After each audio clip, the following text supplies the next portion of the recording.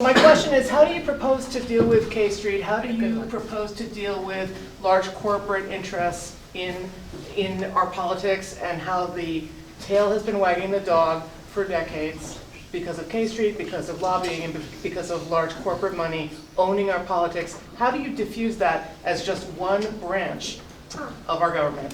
It's a massive problem how money has completely overrun our politics.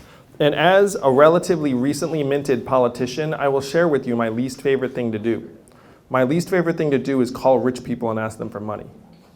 It's soul crushing. Thanks to the Yang, I don't need to do it anymore. Thank goodness, because I was terrible at it anyway. So the problem for our politicians is that if they get the people behind them, they then have to go somewhere else to get the money behind them. And so who has the money? It's the rich companies, it's rich individuals who are often affiliated with the rich companies. So how do we fix it? How do we actually reclaim our government from these moneyed interests? And I'll tell you the plan. The plan is this. After I'm president in 2021, thank you, New Hampshire, we passed the Democracy Dollars Act, which puts $100 a year into every American citizen's hands that you can only give to political candidates or campaigns. It's use it or lose it. If you don't use it, it just disappears. You get another $100 the next year. I've done the math, and this would wash out lobbyist money by a factor of 5. And then if I'm a legislator and I get 1,000 of you on board, that means I get $100,000. And then if the company says, hey, I've got $10,000 for you, I can say, I don't care about your $10,000.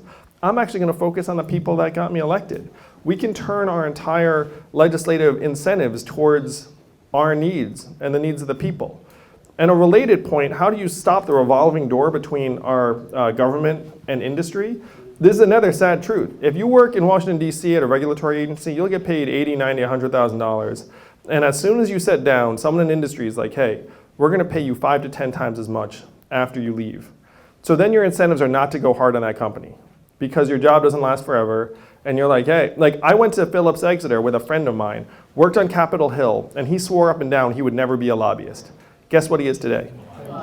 A lobbyist, that's right.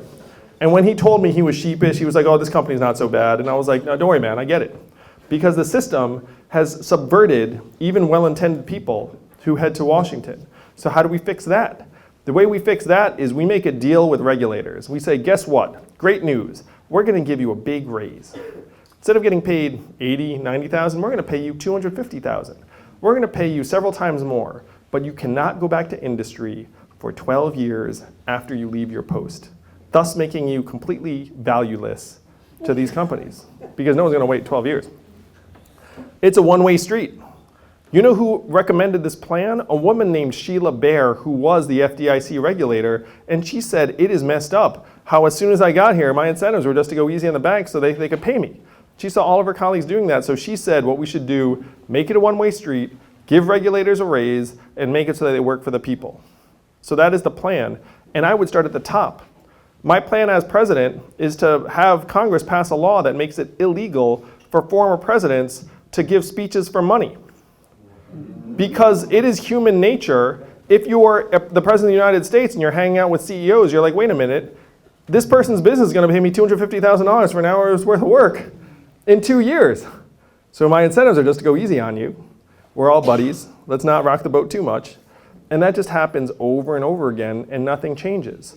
So the plan is to say, look, presidents have to work for the people, one-way street, no giving speeches for personal gain afterwards. And we'll fatten up your retirement, we'll make sure you live well, but you have to work for us. So this is the way we clean up the incentives, but it starts with Democracy Dollars, and that plan was approved by Lawrence Lessig. Yeah. Thank you. And if you really want someone who like, you can tell, like, I have zero corporate interests backing me. I do not care about, like any of these companies. Like, I'm going to do the hard work. I'm going to make some friends, hopefully you all, some enemies, who cares, and just try and clear the decks. But it's very, very hard for someone to rise to power today without, unfortunately, like getting lots of gobs of corporate money. Like, I believe I'm something of an anomaly on this one.